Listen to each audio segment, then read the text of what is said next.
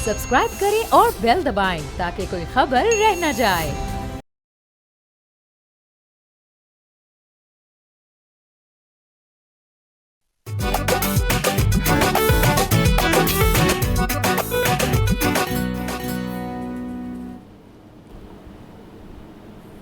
अस्सलाम वालेकुम, बोलो जनाब में बहुत बहुत खुश आमदीद। मैं हूँ असद निज़ामी, मेरे साथ हैं अली आफ्ताब। सर क्या हाल है?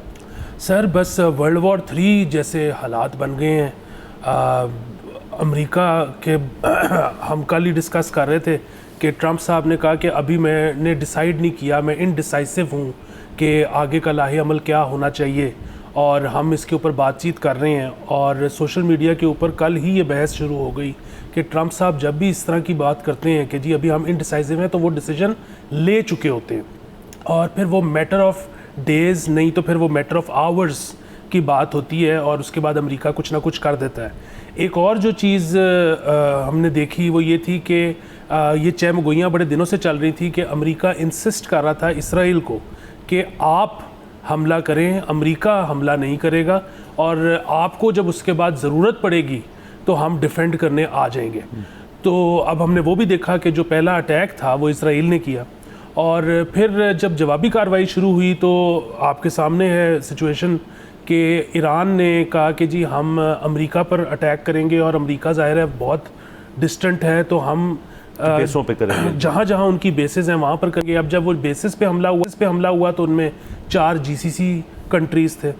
तो अब ये जो बेसिकली जंग है वो जाहिर है क्योंकि ईरान हमारा ही रीजन है, तो वो हमारे रीजन में जंग तो इन द फर्स्ट प्लेस आई ही, लेकिन अब उसकी जंग का जो फैलाव है वो बढ़ता चला जा रहा है और हम उसके दरमियान आते चले जा रहे हैं। और अभी तक जो है ये बहुत अच्छी बात है कि पाकिस्तान का जो स्टैंस है वो बहुत प्रिंसिपल्ड है, और पाकिस्तान जो है वो इस वक्त बड़ा एक जो कहते हैं कि बैलेंस्ड तरीके से चल रहा है। जी बिल्कुल। सर पाकिस्तान के ऊपर हम आते हैं कि ये हमें एग्जैक्टली कैसे करेगा। आपने जो 2-4 चीज़ें जिक्र की वो मेन इंपॉर्टेंट पॉइंट्स हैं इसके अंदर। देखें जो पहले मामलात पेश आए थे इसराइल और ईरान के बीच में, वो एक टोटली डिफरेंट सर्कमस्टांसेस के अंदर थे। फ़र्क वो नहीं है कि इस वक्त भी इसराइल जो है जो हमेशा से एक बात कर रहे हैं किसी किस्म के जोरी हथियार जो है हम ईरान को बनाने नहीं देंगे। डोनाल्ड ट्रंप साहब की जो आज स्पीच थी उसके अंदर भी उन्होंने कहा था कि हम आपको नहीं बनाने देंगे अगर हैं भी तो। अच्छा, इसमें ना कन्फ्यूजन है थोड़ी सी, क्योंकि जब लास्ट टाइम इसराइल और ईरान की जंग हुई थी और उसके बाद अमेरिका जो है वो बीच में आया था, एक उन्होंने अपने B-2 बॉम्बर के थ्रू जो बस्टर बॉम्ब्स फेंके तो उन्होंने कहा था कि तमाम जो जोरी हथियार अगर थे ईरान के पास तो हमने कम्प्लीटली वो वाइप आउट कर दिए। इस बात सुर्खी भी उन्होंने ये की थी कि अगर कोई शख्स कह रहा है कि अभी भी उनके पास है तो वो फेक न्यूज़ है। तो अभी इस चीज़ का जवाब क्या बना? डोनाल्ड ट्रंप साहब ने अपनी स्पीच पे ये भी कहा कि ईरान के अंदर जो प्रोटेस्ट हो रहे थे ढेर सारे, वो भी एक बायस है, क्योंकि ये तो बात बड़ी दफ़ा कर चुके हैं डोनाल्ड ट्रंप साहब कि अगर आपने अपने प्रोटेस्टर्स को कुछ किया तो फिर मुझसे निपटना पड़ेगा। ये प्रोटेस्ट जो थे क्योंकि यूनिवर्सिटियाँ बंद थी तो प्रोटेस्ट ख़त्म हो चुके थे, लेकिन ये बात भी इसमें करनी चाहिए कि जैसे यूनिवर्सिटियाँ थोड़ी देर के लिए ओपन हुई थी उसके बाद भी प्रोटेस्ट हुए, लेकिन वो उस मैग्नीट्यूड के प्रोटेस्ट नहीं थे। तो ये भी बड़ा मुश्किल से माना जाता है कि इतना बड़ा अटैक और इतना बड़ा जिसे कहना चाहिए कि एक हमला आपने कर दी एक मुल्क के ऊपर, जैसे आपने कहा पूरे रीजन के साथ ये मामला चलेगा। अब उसके ऊपर आपके पास जवाब क्या था, ये एक सवाल है जो हमें आने वाले दिनों में मज़ीद क्लियर होता जाएगा कि एक्चुअली कर क्यों नहीं है। एक तो ये बात होगी। ईरान के पॉइंट ऑफ व्यू से देखें तो जो ख़ुमैनी साहब हैं उन्होंने पहले ही कह दिया था कि अगर हमारे साथ किसी किस्म का हमला होगा तो इसके अंदर तमाम खिता जो है वो इन्वॉल्व हो जाएगा। और वो बात जो थी आज सुबह से जब हम खबरें फॉलो कर रहे हैं, हम लोगों से बातें कर रहे हैं, तो हम उसको समझने की कोशिश करते, लेकिन बाद में बहुत जल्द इस बात की समझ आ गई कि ईरान का ये पहले से ही एक अपना जो प्लान था, जो रिबटल था उनका, वो था ही ये कि अगर अमेरिका इसके अंदर पड़ता है, जैसे आपने कहा पहले तो सिर्फ इसराइल ने अटैक किया था, बहुत जल्द जो थी वो सुर्खियाँ सारी चेंज हो गई, US and Israel attack Iran.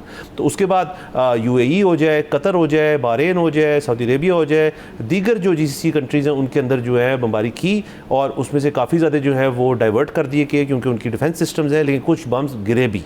अच्छा, अब सर इससे आगे जाते हुए जो मामलात हैं वो बड़े टेंस हैं और वो बड़े ख़तरे का बायस है कि ये मामला कहाँ जाके रुकेगा। अब अमेरिका ने बहुत देर पहले से अपनी फील्डिंग जो है वो अपने जो एयरक्राफ्ट कैरियर्स हैं वो भी वहाँ पे मौजूद हैं। अब सुबह से ये बात भी चल रही है कि ईरान के पास तो बैलिस्टिक भी है, हाइपरसोनिक भी है उनके पास, क्या वो उनके एयरक्राफ्ट कैरियर्स को टारगेट करेगा? देखिए, अगर तो अमेरिकन एयरक्राफ्ट कैरियर, जैसे आपने वर्ल्ड वॉर 3 का जिक्र किया, तो अगर उसको अल्लाह ना करे आपने मामले को सोलिडिफाई करना है कि हम एंटर कर गए वर्ल्ड वॉर 3 में, तो ईरान ये वाली चीज़ करेगा कि किसी किस्म का अपना हाइपरसोनिक के थ्रू अगर उनके एयरक्राफ्ट कैरियर को वो टारगेट करता है तो फिर अमेरिका तो रुकने नहीं मारा, फिर ये मामला जो है बहुत आगे जाएंगे। अगेन आप और मैं इस शो की बुनियाद पे भी और हम ज़ाती राय भी ये रखते हैं कि ख़ित्ते के अंदर जो है अमन व अमान जो है उसकी बहुत ज़रूरत है। इसके अंदर सारी चीज़ के अंदर फिंगरप्रिंट्स जो हैं वो इज़राइल के वाज़े हैं। इज़राइल ने तब भी जब ईरान पे हमला किया था तब भी हम कह रहे थे कि इज़राइल जो है उनकी ये एक हैबिचुअल किस्म की आदत है कि वो जो है अपना जो डोमेन है उसको बढ़ाना चाह रहे हैं, और यहाँ आ जाते हैं सर पाकिस्तान के ऊपर कि खुदा ना खास्ता इस चीज़ को एक रियलिटी में कन्वर्ट होती है ये चीज़, तो फिर तो देखें ना आप जो है आपकी नेबरिंग कंट्रीज़ जो हैं जिसमें अफगानिस्तान के साथ एक और मामला चल रहे हैं आपके, वो भी इसके ऊपर आते हैं, और फिर ईरान के अंदर इतनी इंस्टेबिलिटी आ जाती है, ये पूरा रीजन इससे बहुत बुरी तरह इफेक्ट होगा। तो इसके अंदर पाकिस्तान का जो प्रिंसिपल स्टांस है जैसे आप कह रहे हैं, मेरे ख्याल में और मुल्क जो है उनका भी प्रिंसिपल स्टांस जो है इसके ऊपर बहुत ज़रूरी है।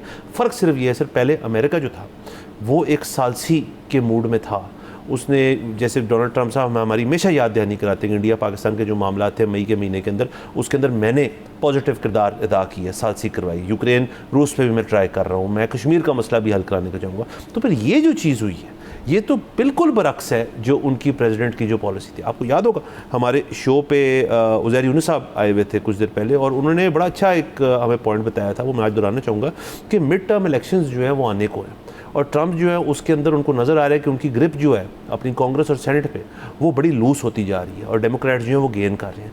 तो एक पॉलिटिकल एंगल भी इसका है डोमेस्टिकली अमेरिका के लिए, जिस वजह से डोनाल्ड ट्रंप साहब शायद ये करने की कोशिश कर रहे हैं कि ये टेररिज्म के ख़िलाफ़ हम एक जो है तहरीक फिर से चलाएंगे। तो ये सर सारी वही 2001-2 की भी चीज़ें जो हैं उसकी भी याद दहानी हो रही है। ये मामला जो है ये इतने कॉम्प्लेक्स हैं और इतने ममालिक इसके अंदर इन्वॉल्व हो चुके हैं कि इसके ऊपर पूरी ग्रिप लगाना कि ये कब ख़त्म होगा और कैसे ख़त्म होगा बड़ा मुश्किल है इस वक्त। जी बिल्कुल, आपने जो जिक्र किया ना कि पीछे तो यूनिवर्सिटीज़ स्कूल्स बंद रहे, अब वो खुले थे जिसके बाद ये सारा कुछ शुरू हो गया। अब ईरान तो ये क्लेम करता है कि अभी एक इसराइल ने स्कूल को, बच्चियों के स्कूल को निशाना बनाया है जहाँ पे 51 से ज़्यादा बच्चियाँ स्कूल गर्ल्स जो हैं वो हलाक हो गई हैं। अब इस तरह की जब खबरें सामने आएंगी उसके बाद भी अगर पूरी दुनिया का दिल नहीं पसीज रहा तो अगेन हमें जो है वो इंटरनेशनल लॉ और इंटरनेशनल जस्टिस और इन सारी चीज़ों पर से ईमान जो है वो आपका डगमगाता है। जहाँ तक बात है कि जी अमेरिका का इसमें क्या रोल होगा, कहाँ पर जाके रुकेगा, again something that we can not predict. उसकी वजह यह है कि सबसे पहली बात ईरान कितना रेजिस्ट करेगा रिजीम चेंज को, कब तक रेजिस्ट करेगा, पहली बात। दूसरी बात, अभी जिस तरह से आप कह रहे हैं कि अभी तो इसराइल ने अटैक किया और उनको अभी डिफेंस की ज़रूरत भी नहीं थी, तो अमेरिका जो है बीच में कूद पड़ा। क्या रिजीम चेंज अगर हो जाता है तो उसके बाद अमेरिका पीछे हट जाएगा, या फिर भी जो अगेन कंस्पिरेसी थियरीज़ हैं कि जी वो 3 टुकड़े करना चाहते हैं, तो क्या वो उसके बाद भी इधर ही रहेगा? अच्छा, जितनी ये चीज़ तूल पकड़ती है, जितना लंबा चलती है, आप पाकिस्तान तो जाहिर है एक मसला है ही है, पूरी दुनिया में आप देखें, आपके ख्याल में मंडे को जब वर्किंग डे पहला शुरू होगा तो क्या पूरी दुनिया में कोई रियल इस्टेट की ट्रेडिंग होगी, क्या कोई स्टॉक मार्केट की ट्रेडिंग होगी? ये बात आज से बिल्कुल रोज़े रोशन की तरह यहाँ है मेरे ख्याल में कि हमारा जो मंडे खुलना है तो उसमें क्रूड आपका 100 से ऊपर पहुँचा होगा। उसका जो क्या कहते हैं तमाम मुल्कों को उसका खुमियाजा भुगतना पड़ेगा, इंक्लूडिंग अमेरिका। आपने बात की कि मिड टर्म इलेक्शंस की, तो मिड टर्म में जो सबसे ज़्यादा चीज़ ट्रंप साहब को हिट करनी है वो तो महंगाई है। तो अगर महंगाई इसकी वजह से और ज़्यादा बढ़ जानी है तो ट्रंप साहब को तो इससे घबराना चाहिए। आखिरी में इसमें बात करूँगा कि जिस वक्त अमेरिका के इलेक्शन हुए, हमें ज़ाहिर है फ़ायदा भी, अभी जब इंडिया वाली वॉर हुई तो उसमें हमने देखा कि जो अमेरिका है उसने सच बोला, उसने बताया पूरी दुनिया को कि पाकिस्तान जो है ये जंग जीता है, वरना अदरवाइज़ इंडियन मीडिया तो ये बता रहा था कि शायद वो जंग जीत गए हैं। सो उसमें हमें यकीनन फ़ायदा पहुंचा। But on the other hand जिस वक्त इलेक्शंस हो रहे थे अमेरिका के, जाहिर है वो अमेरिका जिनका मुल्क है वो जाने, उनका काम जाने, पर पाकिस्तान में लोग बहुत एक्साइटेड थे ट्रंप के लिए। यहाँ पर जो है वो बड़ी उसके लिए दुआएं भी हो रही थी, बड़ा एंटिसिपेट भी किया जा रहा था। मैं तब बड़ा हैरान होता था, लोग कहते थे कि जी, हमने बल्कि यहाँ पे ट्रांसमिशन भी की, लोग कहते थे जी कि ये ट्रंप साहब जब आएंगे तो वो वॉर्स का ख़ात्मा हो जाएगा। लेकिन मेरा नहीं ख्याल कि किसी भी मुल्क का कोई भी प्रेसिडेंट या प्राइम मिनिस्टर इतना ताकतवर होता है कि वो वॉर्स को लेकर मुल्क की पॉलिसी को तब्दील कर सके। सो अगेन जब ज़रूरी समझा अमरीकी रियासत ने तो ट्रंप साहब ने भी वॉर के लिए सिग्नेचर कर दिया। सिर्फ यहाँ नहीं किया, वेनेजुएला में भी किया, यहाँ तो अब 2 दफ़ा कर चुके हैं। सो ये जो चीज़ है ना, मतलब अगेन मेरा ये ख्याल है कि वो जो है ना कि बेगाने की शादी में अब्दुल्ला दीवाना, हमें जो है वो बिल्कुल दूसरों की उस पर जो है ना कोई अपना स्टेक नहीं रखना चाहिए कभी भी। पाकिस्तान को बिल्कुल इंडिपेंडेंटली, पाकिस्तान के अवाम को बिल्कुल इंडिपेंडेंटली अपनी पॉलिसी को शेप अप करना चाहिए। हमें इससे फ़र्क ही नहीं पड़ना चाहिए कि किसी भी मुल्क में कौन इलेक्शन जीत रहा है और कौन हार रहा है। सर बिल्कुल नहीं करना चाहिए। और देखिए पाकिस्तान की सिचुएशन जो है, हमारा स्टांस तो बी एट प्रिंसिपल्ड हो, लेकिन मैं उस चीज़ की एक जो मुश्किलात हैं वो समझता हूँ। देखिए आपने क्या क्या बैलेंस करना है। एक तरफ आपके अमेरिका के साथ रिलेशनशिप्स पता नहीं कितने साल बाद बहाल हुए, ना सिर्फ बहाल हुए बल्कि आपके अच्छे रिलेशनशिप्स हैं अमेरिका के साथ। डोनाल्ड ट्रंप साहब को अभी रिसेंटली जो ये अभी जब हम आएंगे अफ़गानिस्तान वाले मसले के ऊपर, किसी वो अपने हेलीकॉप्टर पर बैठने लगे तो किसी ने सवाल पूछ दिया पाकिस्तान अफ़गानिस्तान का, तो उन्होंने कहा कि मैं वो पाकिस्तान के साथ हूँ क्योंकि मुझे उनके प्राइम मिनिस्टर भी और फील्ड मार्शल जो बड़े पसंद है। तो एक तरफ आपकी रिलेशनशिप ये आपने उसको बैलेंस करना है। दूसरा GCC कंट्रीज़ जो है, अब वो सारे आपके दोस्त हैं, सारे यहाँ आते जाते रहते हैं, उनसे आपके मामलात हैं, ट्रेड के हैं और दीगर चीज़ों के हैं, ऑयल के हैं, पता नहीं क्या क्या चीज़ों के रिलेशनशिप्स हैं आपके, उनको आपने साथ बैलेंस करना है। और तीसरी जगह ईरान खुद है जिसके आपके साथ बहुत अच्छे रिलेशनशिप्स हैं, अगेन येट वो भी आपने बैलेंस करने हैं। सो पाकिस्तान के लिए एक बहुत सर डिप्लोमेटिकली एक फॉरेन पॉलिसी की हद तक जो है ये मामला बहुत सेंसिटिव है, क्योंकि देखिए एक को नाराज़ करके दूसरे को खुश करने वाली बात है, फिर दूसरे को खुश करके तीसरे को नाराज़ करने वाली बात है। तो पाकिस्तान के लिए जो फॉरेन पॉलिसी की मुश्किलात हैं और जो उन्होंने आउटवर्ड अपना मैसेज देना, ऑप्टिक्स जो है वो बड़ी अहम है। इसलिए आपने देखा होगा कि हमारे तरफ से जो बयानात जो हैं वो जारी हुए हैं वो बड़े ही नपे तोले जा रहे हैं इस वक्त, which is the way to go about it. क्योंकि देखिए इसने भी, अल्लाह खैर करे, इन मामलात ने ज़्यादा देर ना, देखें एक तो कैपेसिटी होती है ना of war.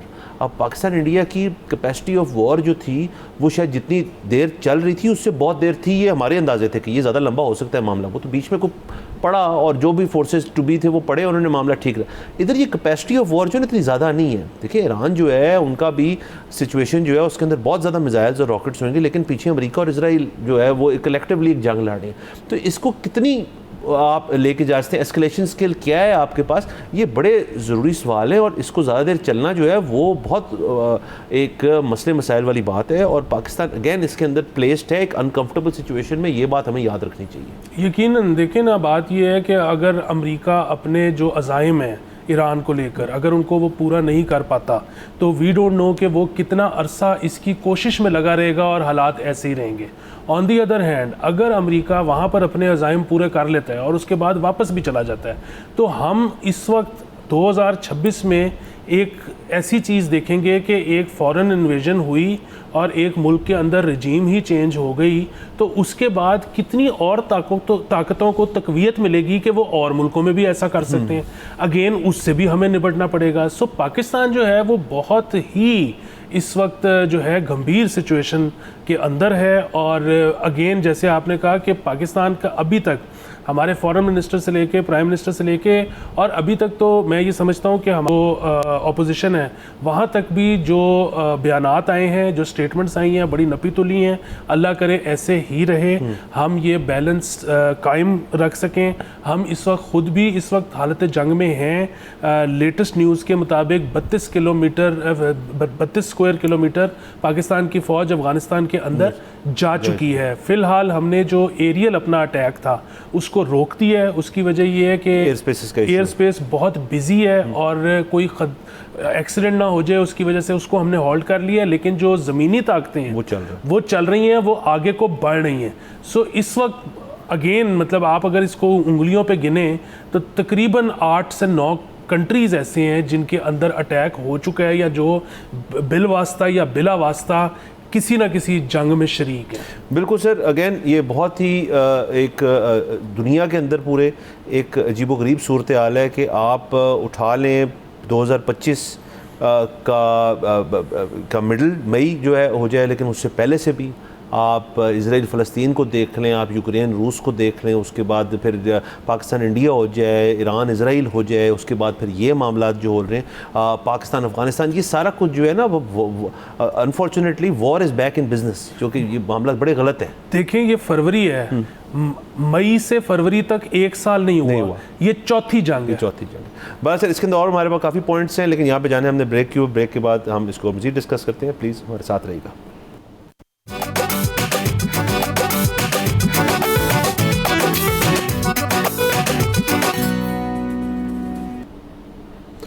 Welcome back from the break. आप देख रहे हैं बोलो जनाब। अच्छा सर, डिस्कशन चल रही थी ये जो आज सुबह से मामला चल रहे हैं ईरान, इसराइल, यूएस और जीसीसी नेशंस के। अच्छा, इसके अंदर सर आपने एक इकोनॉमिक एंगल जो है उस पर भी बात की कि जब मंडे को मार्केट्स खुलेंगी तो क्रूड ऑयल क्या करेगा। इसके अंदर एक तो चले देखें मार्केट रिएक्ट करती है जो मामलात हो रही हैं, लेकिन इसका एक बहुत ही लॉजिस्टिकल इशू जो है उसके भी इम्कानात हैं। स्ट्रेट ऑफ हॉर्मुज़ जो है उसके ऊपर आज सुबह से बात हो रही है और मैं काफ़ी एक्सपर्ट्स जो हैं उनको भी सुना, मैंने एक दो लोगों से बात भी की कि ये एक टैक्टिकल अप्रोच जो है वो ईरान ज़रूर ले सकता है। अब देखें उससे तो है पूरी दुनिया इफ़ेक्ट होगी।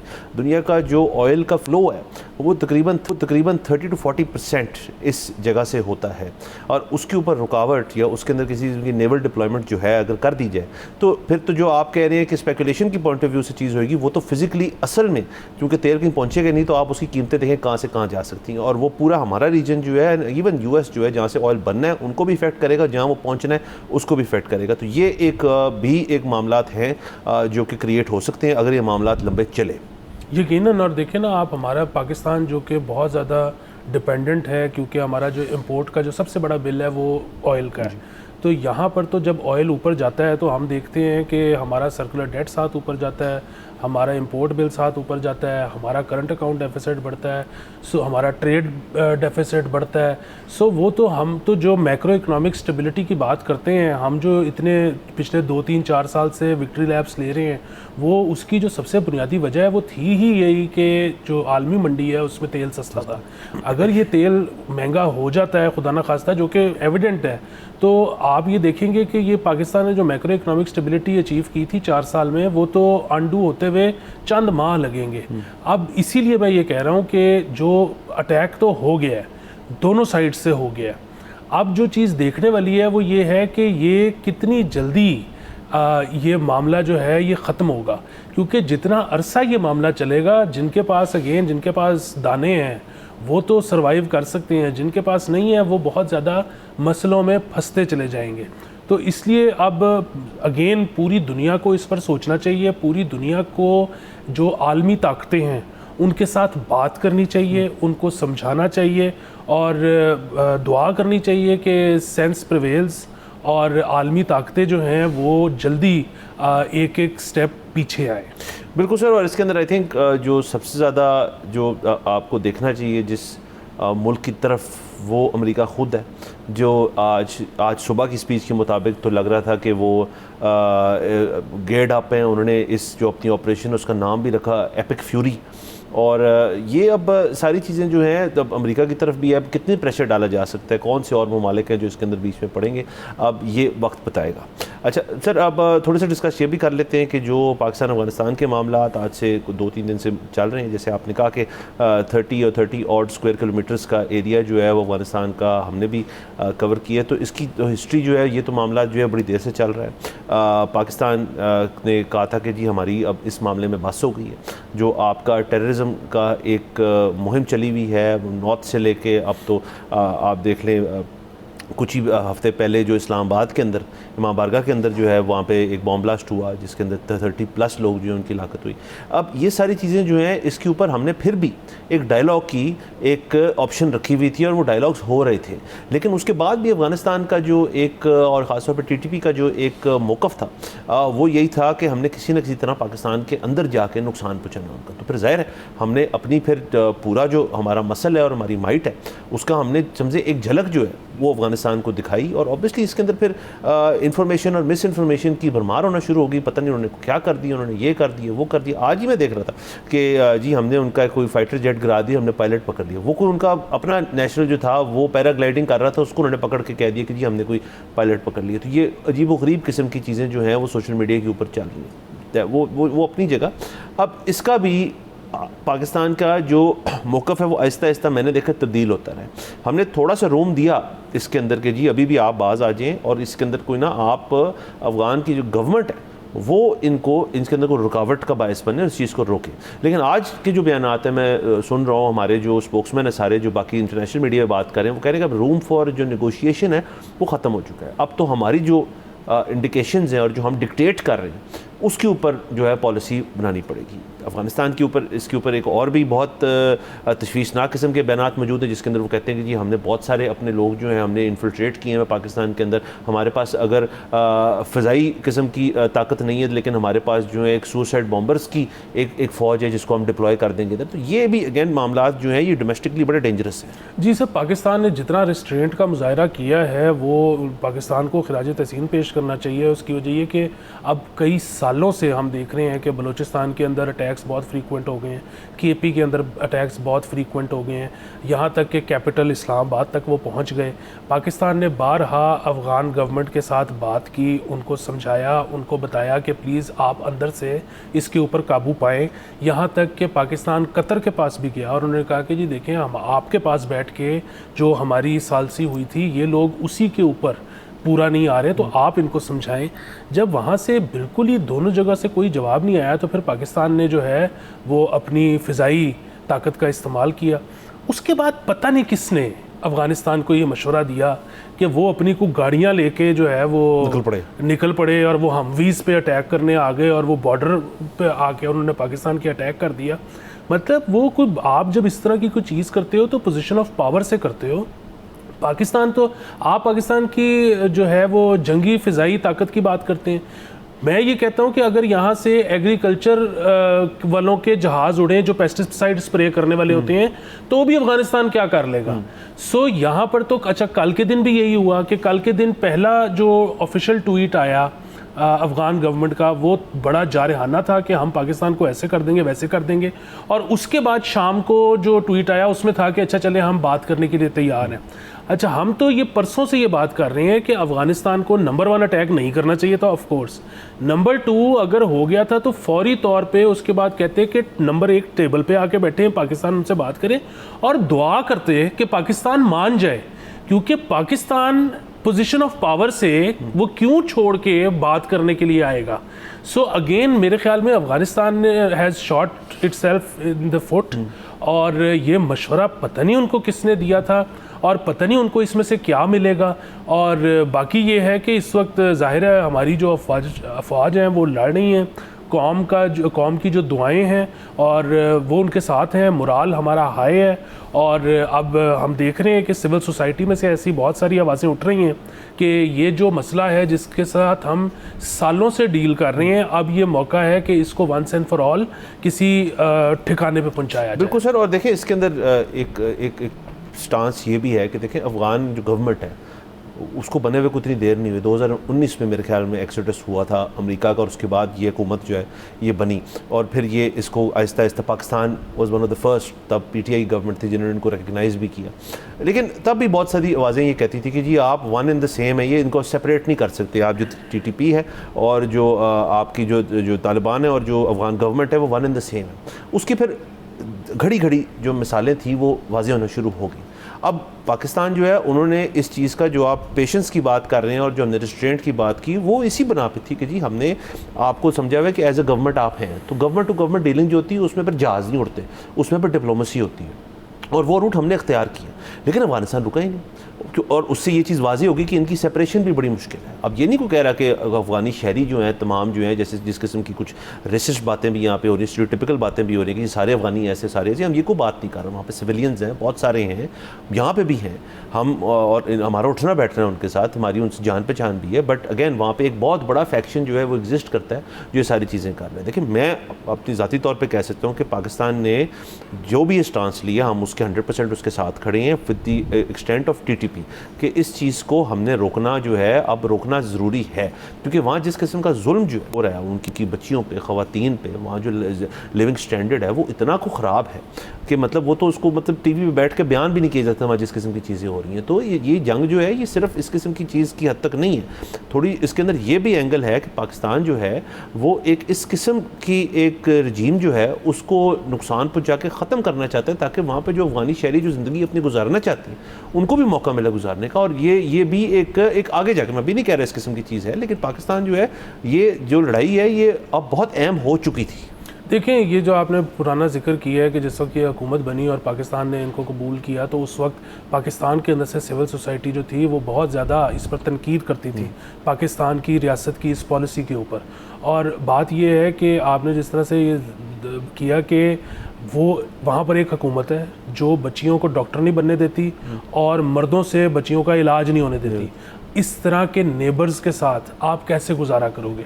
वहाँ पर देखें, दुनिया का कोई भी मुल्क हो, उसके जो शहरी हैं उनके साथ हमारी कोई जंग नहीं है, हम उनको बड़ा अच्छा समझते हैं, लेकिन जिस मुल्क में इस तरह की पॉलिसियाँ बने आप और वो आपका हमसाया मुल्क हो, तो उसके बाद देखें यही होगा ना कि वहाँ के लोग भागेंगे, वहाँ के लोग भाग के करीबी जगह पर आना चाहेंगे। अच्छा, जिस तरह के हमारे ताल्लुकात हैं और जिस तरह के ये ताल्लुकात दिहाइयों बल्कि शायद सदियों से रहे हैं, आना जाना फ्रीली सब कुछ है, उसमें फिर वही लोग जो वहाँ पर बच्चियों का इलाज नहीं होने देते, वो जब यहाँ पे आते हैं तो फिर धमाके भी होते हैं। सो ये बड़ा प्रॉब्लमेटिक चीज़ थी, इसको तब भी नहीं होना चाहिए था, और अब इसको इंश्योर करना चाहिए कि वहाँ पे जो हुकूमत हो वो उधर के लोगों के लिए अच्छी हो, ताकि इस तरह के मसाइल ना हो। बिल्कुल ना हो सर। अगेन ये सारी डेवलपिंग चीज़ें हैं और इनके ऊपर हमें जो भी अपडेट्स मिलती रहेंगे मज़ीद अपडेट भी करते रहेंगे। यहाँ पे जाना है हमने ब्रेक के ऊपर, लेट्स टेक अ ब्रेक।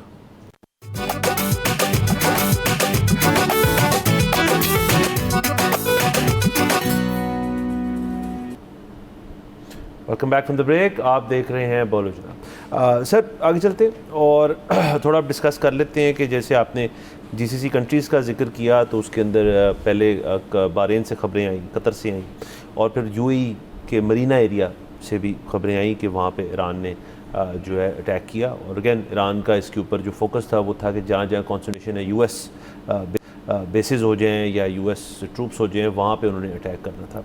तो ज़ाहिर है सर, हर किस्म के मामलात के अंदर जब आप इसकी ये चीज़ होती है, जंगी सूरत हाल क्रिएट होती है, तो उसके अंदर एक सिविलियन कैजुअल्टीज़ का भी सिलसिला होता है। दुबई से एक कंफर्म डेथ की रिपोर्ट आई और वो फिर उनकी जो नेशनलिटी है वो पाकिस्तानी पता चली, तो उनके ख़ानदान वालों से बाकी सब से हम ज़ाहिर अफसोस भी करते हैं। और UAE गवर्नमेंट ने भी इस किस्म की ट्वीट आई थिंक की है। तो ये एक कॉस्ट ऑफ वॉर जो है ये बड़ी स्ट्रिक्ट है। एक तो ये, दूसरा आप ये देख लें कि जब ये मामलात होते हैं तो ट्विटर खुद ही आपको बताता है, लेकिन मैं आदतन जो है वो फ़्लाइट रेडार जो एक ऐप है वो देखना शुरू कर देता हूँ, क्योंकि उसके ऊपर आपको पता चल जाता है कि एयर स्पेस क्यों है। तो दीगर GCC कंट्रीज़ जो जहाँ जहाँ ये हो रहे हैं वहाँ पे नोटम्स जो हैं वो इशू हो गए और एयर स्पेसेस बंद हो गई। बहुत ज़्यादा जो है ट्रैफिक जो थी वो पाकिस्तान की तरफ मूव हुई, जिसके अंदर कराची का जो हवाई अड्डा है वो बहुत ज़्यादा इस्तेमाल हुआ। कुछ ने वहाँ पर लैंडिंग भी की, कुछ को वहाँ पर स्टे भी कराया, कुछ को वहाँ से भी डाइवर्ट भी किया, और इससे ना निज़ाम पूरा जो है आपका एयर ट्रैवल का हिल जाता है। दुबई एयरपोर्ट के भी कुछ मनाज़र हमने देखे और वहाँ पे कितना रश है। उसके अलावा बहुत सारे लोग जो होते हैं वो घबराहट के अंदर और पैनिक के अंदर फिर कोशिश करते हैं कि वो जिधर ये मामलात हो रहे हैं वहाँ से निकल के किसी सेफ़ लोकेशन पे जाएँ। दुबई, कतर, बहरीन जो है ये ऐसे मुल्क हैं जहाँ पे एक्सपर्ट्स बहुत ज़्यादा होते हैं, जिनकी प्राइमरी रेजिडेंस ये जगह नहीं होती, वहाँ पे काम शाम करने गए होते हैं और उनके अपने अपने मुल्क भी होते हैं, तो बहुत लोग वहाँ से फिर एग्ज़िट करने की कोशिश करें। इसी तरह आप देख लें कि हमें इसराइल से भी, तल अवीव से भी इमेजेस मिली कि वहाँ पर भी लोग जो थे कुछ गए हुए थे, जो ट्रैवल कर रहे थे वहाँ पर, वो भी वहाँ से निकल रहे थे। और तो ये ना एक सिचुएशन जो होती है ना, बहुत फैलाव आ जाता है इसके अंदर। और ये जो है देखें आप, इसके अंदर मैंने आपको 3 मुल्क गिरा दिए, उसके अलावा US, ईरान, और अगर आप ईरान को डाल दें तीनों को और इसराइल को सॉरी, तो 6 मुल्क जो हैं इफेक्टिवली आज सुबह से लेकर अब तक इस सारी जंग जो है उसकी गिरफ्त के अंदर आए हुए हैं। तो इसके अंदर एयर ट्रैवल जो है वो एक सिविलियन कॉस्ट जो है वो बहुत ज़्यादा है, और ये अभी आप सोचें इस चीज़ को सिर्फ का चंद घंटे हुए हैं। जी बिल्कुल। और इस वक्त जो एक और बहुत बड़ा मसला है वो ये है कि दुबई क्योंकि आजकल पाकिस्तानियों को वीज़ा नहीं दे रहा, तो इस वक्त ये जंग शुरू होने से पहले कई पाकिस्तानी जो किसी और जगह ट्रैवल कर रहे थे लेकिन उनका ट्रांजिट दुबई में था, और जब एयर स्पेस बंद हुई तो वो इस वक्त स्ट्रैंडेड हैं एयरपोर्ट के ऊपर। सो अभी ये फ़ैसला नहीं हुआ कि दोबारा कब फ़्लाइट्स बहाल होंगी और तब तक उनका क्या स्टेटस होगा, उनको क्या कोई इमरजेंसी वीज़ा दिया जाएगा या वो एयरपोर्ट पर ही रहेंगे, एयरपोर्ट का जो होटल होता है क्या उसके लिए इमिग्रेशन चाहिए होती है नहीं चाहिए होती। सो ये सारी चीज़ें जो अभी हैंग कर रही हैं, हमें इसका वो नहीं पता। इसमें एक पे एंड में इंडिया का भी तस्करा ज़रूर करना चाहूँगा कि India has come across as a country जो कि पूरी दुनिया के मुसलमानों के शायद ख़िलाफ़ है। देखें ये बड़ी ख़तरनाक बात है। पाकिस्तान, वैसे तो मोदी साहब जो हैं वो जब से आए हैं हम सुन रहे हैं कि इंडिया के अंदर मुसलमानों की प्लाइट को ज़्यादा अच्छी नहीं है, लेकिन वो कहते थे कि जी हमारा अंदरूनी मामला है, आपको इससे क्या। अच्छा, जब पाकिस्तान से जंग हुई तो उन्होंने कहा जी कि पाकिस्तान तो को तारीख़ी तौर पे हम 6 जंगें लड़ चुके हैं, ये तो कोई नई बात नहीं है, उनके साथ तो हमारा और मामला है। अच्छा, उसके बाद आप ये देखें कि 1971 के बाद से कंपैरेटिवली इंडिया के ताल्लुकात बांग्लादेश से बेहतर थे पाकिस्तान के मुकाबले में, लेकिन वो भी ख़राब हुए। पाकिस्तान करीब आ गया, इंडिया दूर चला गया। और अभी ये देखें जंग आज शुरू हुई है, तो आज सुबह या कल रात को मोदी साहब जो थे वो तेल अवीव से निकले थे और उसके जो मनाजिर थे सबने टीवी स्क्रीन्स पर देखे कि वो जाके बगलगीर होए जा रहे हैं नेतन्याहू के साथ। और फिर जो उन्होंने तकरीर की, उस तकरीर में उन्होंने हमास की तो बार बार की मजम्मत, लेकिन इस चीज़ का जिक्र ही नहीं किया कि कितनी नस्लों की नस्लें ख़त्म कर दी नेतन्याहू ने। और अगेन वही आप टाइमिंग देखें ना कि वो एक दिन पहले एक दिन बाद हो जाता, लेकिन सेम डे जिस दिन वो वहाँ से निकले उसी दिन अटैक हो गया। ये आई डोंट नो कि इंडिया ये देख रहा है नहीं देख रहा। ज़ाहिर है इंडिया एक ग्रोइंग इकॉनमी है, उनके लिए ज़रूरी है कि पूरी दुनिया के साथ उनके ताल्लुकात अच्छे हों। बहुत ज़्यादा ममालिक हैं इस दुनिया में जो कि मुसलमान हैं।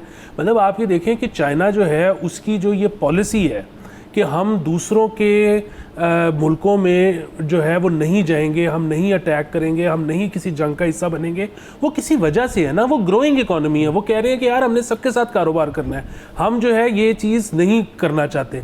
India on the other hand अभी वो उस तरह से ग्रो भी नहीं कर पाया। मतलब अगर आप उसका चाइना से मुआवजना करेंगे तो वो 1/10 भी नहीं होगा, लेकिन उसने अभी से इतनी अजीबोगरीब साइड्स लेनी शुरू कर दी हैं। मुझे मतलब अगेन इंडिया का फ्यूचर बहुत आज से 10 साल पहले ब्राइट नज़र आ रहा था, हालांकि ख़राब होना शुरू हो गया था 14 साल पहले। मतलब ये मोदी साहब को जितना अरसा हो गया है वो इमेज बेहतर नहीं हुआ, ख़राबी की तरफ ही गया है। लेकिन वो जो हम एक राइजिंग इंडिया, शाइनिंग इंडिया देख रहे थे, वो तो आंखों के सामने वो बिल्कुल एक उसके ऊपर साया आ गया और सिर्फ मोदी साहब उसके ज़िम्मेदार हैं। मैं आपको एक और बात बताऊँ, जहाँ तक फ़लस्तीन की चीज़ है, मोदी साहब के आने से पहले इंडिया का जो फ़लस्तीन के ऊपर मौक़िफ़ था वो बहुत ही प्रिंसिपल्ड था। जब ये आए हैं तो उन्होंने 70 साल की इंडिया की जो मेहनत थी वो ज़ाया कर दी। सर इसके अंदर बिल्कुल सर देखें, हिस्ट्री जो है वो इन चीज़ों को ना याद रखती है कि which side were you on. जब कहीं जुल्म हो रहे हैं, कहीं मामलात हो रहे हैं, तो आपका क्या रद्द-ए-अमल था बतौर मुल्क। और वो इंडिया ने बड़ा वाज़े की है, वो डोमेस्टिकली भी की है और अपनी जो उनकी बैनुल-अक़वामी ताल्लुकात हैं उसके तहत भी उन्होंने हमें बताया है कि वो किधर स्टैंड करते हैं। अब ये चीज़ें जो हैं ये काबिल गौर हैं। जैसे आपने कहा कि वो तेल अवीव में थे और वो बिल्कुल जिस तरह उन्होंने स्पीच की और जिस तरह वो गर्मजोशी से नेतन्याहू के साथ शाना पशाना खड़े रहे, फिर कोई डिफेंस डील भी हो रही है वहाँ पे, बड़े मामला जो हैं वहाँ से निकले और उसके बाद से ये चीज़ होगी। तो ऑफकोर्स इंडियन एंगल इसके अंदर आता है। हम इससे पहले अफ़गानिस्तान और पाकिस्तान की बात करते हैं, वहाँ पर भी इंडियन एंगल आता है। वहाँ पर जो इंडिया है वो भी इस चीज़ को फ़रोग़ देता है कि अफ़गानिस्तान के अंदर जो तालिबान है उनको वो स्पॉन्सर करके यहाँ पे भी अटैक्स करवाते हैं। इस चीज़ के एविडेंस भी हमारे पास मौजूद है, ये एविडेंस हमने प्रेजेंट भी किया है। BLA की हद तक आप बात करें तो वहाँ पे भी इंडिया मुदाखलत करता है। तो ये जो सारा एक इनका है ना कि जी हम इस किस्म की प्रॉक्सी किस्म की चीज़ें करेंगे और हम यहाँ पे मामला जो हैं वो ख़राब करेंगे। देखिए आप और मैं हमेशा बात करते हैं, जब एक मुल्क तरक्की कर रहा हो लेकिन खित्ता अनस्टेबल हो तो वो मुल्क तरक्की नहीं कर सकता। आप जो मर्ज़ी कर लें, हमने अभी इससे पहले ब्रेक से पहले तेल की बात की थी। देखिए उससे सिर्फ पाकिस्तान थोड़ी ना इफेक्ट होता है, वो तो छोड़े हमारी फॉल्ट लाइन इंडिया से बहुत डिफरेंट है, लेकिन इंडिया भी तो इफेक्ट होता है उस चीज़ से। तो इसकी लॉन्ग टर्म गेम किसने सोची? सर हो ये रहा है, जो मेरा बिल्कुल एक छोटा सा एनालिसिस है इसके ऊपर, कि लीडरान जिस किस्म के दुनिया के अंदर मौजूद हैं और हैं, हमेशा से ये निज़ाम है कि उनके इर्द गिर्द ढेर सारे एडवाइज़र्स होते हैं। सुबह मैं अमेरिकन मीडिया सुन रहा था जिसके अंदर ये बात जो थे कुछ एनालिस्ट कर रहे थे कि वो मतलब अनकन्फर्म कह रहा हूँ, अननोन जो उनकी सोर्सेज हैं, सॉरी, उसके तहत वो बता रहे थे कि डोनाल्ड ट्रंप साहब को बहुत सारे लोगों ने उनकी कैबिनेट के अंदर से कहा था कि ये आप ना करें, ये मामला ठीक नहीं है, इसका फॉलो आउट जो है वो बहुत बुरा हो सकता है। आपके ख्याल में मोदी जी के इर्द गिर्द सेन वॉइसेस नहीं होंगी, ज़ाहिर है होंगी, उनको भी ये कहा जाता है कि जी आप ये चीज़ ना करें। सो हम जिस किस्म के मुल्क में दुनिया में इस वक्त मौजूद हैं, जहाँ पे बड़े मुल्क जो हैं उनके लीडरान जो हैं वो अपने एडवाइज़र्स की ही सुनते हैं बात और उससे बरक्स किस्म के एक्शंस लेते हैं, तो अगेन उसके अंदर दीगर खिते जो हैं अगर अनस्टेबल होते रहेंगे तो फिर आप कारोबार कैसे करेंगे? फिर ये पूरा जो आपकी दुनिया है जिसके अंदर अब कारोबार जो है वो था economy is the warfare now, लेकिन हम तो sir 1 step forward 10 step back आ गए कि जी अब तो जंग इज़ द वे फॉरवर्ड। बिल्कुल, और मतलब एक तरफ इतना एक लूमिंग थ्रेट है एआई का कि जिसका आधे से ज़्यादा मुल्कों को, मतलब आप थर्ड वर्ल्ड को तो छोड़ दें, फर्स्ट वर्ल्ड को नहीं अंदाज़ा कि आज से 6 साल बाद कितनी जॉब्स रहेंगी, कितनी रिडंडेंट हो जाएंगी, इसके नतीजे में क्या कोई नई जॉब्स जन्म लेंगी नहीं लेंगी, जो लोग बेरोज़गार होंगे हमने उनको क्या कोई बेसिक इनकम स्टाइपेंड देना है या हमने उनको उनके हाल पे छोड़ देना है, अगर उनके हाल पे छोड़ देते हैं तो फिर क्राइम का क्या करना है। ये सारी वो बहसें हैं जो कि फर्स्ट वर्ल्ड में भी जिनका अभी तक कोई खातिर खा जवाब नहीं आया, तो थर्ड वर्ल्ड को तो छोड़ ही दें। और इस असना में हमने जंग ही करनी शुरू कर दी है। ये तो बहुत ही मतलब बचगाना बात है। मतलब मैं कोनापात आदमी से ये एक्सपेक्ट ही नहीं करता, और दुनिया के लीडरान ये कर रहे हैं और हमारी आंखों के सामने हो रहा है। मैं जितना अफसुर्दा हूँ उतना हैरान भी हूँ। हाँ सर, अगेन आप देखिए जंग जो है वो एक लास्ट आपका रिजॉर्ट होता है जब डिप्लोमेसी फेल कर जाती है। लेकिन जैसे मैं कह रहा हूँ कि मैं जब देखें ओमान का एक बहुत पॉजिटिव रोल रहा है, ईरान और बाकी ये जो मामला हैं टॉक्स के अंदर के सालसी का, और किसी किस्म की जो जोहरी हथियार हैं उसकी हद तक मामला जो है उसको, मैं उनकी वीडियो देख रहा था सुबह जिसमें वो कह रहे थे कि हमारा जो इनरिच प्लूटोनियम है हम उसको भी किसी तरह से इरेडिकेट कर सकते हैं ईरान में से। इस तरह की बात, इस तरफ बात जाना शुरू हो गई थी कि यानी कि ये मामला था नहीं सर असल में जो है ना कि जी ये न्यूक्लियर वाली चीज़ ये तब भी शायद नहीं थी, ये अब भी शायद जो है इतनी वाज़े नहीं है कि सिर्फ यही वजह थी या यही वजह थी कि ये चीज़ करते। सो अगैन सर ये अब अगैन जैसे मैंने पहले कहा ये डेवलपिंग है, इसके ऊपर और अपडेट्स जो है वो आती रहेंगी, हम ऑडियंस को भी आगाह करते रहेंगे। आज के लिए हमारा वक्त ख़त्म हो जाता है, इजाज़त लेते हैं, कल आपसे इंशाल्लाह फिर मुलाकात होगी। खुदा हाफ़िज़।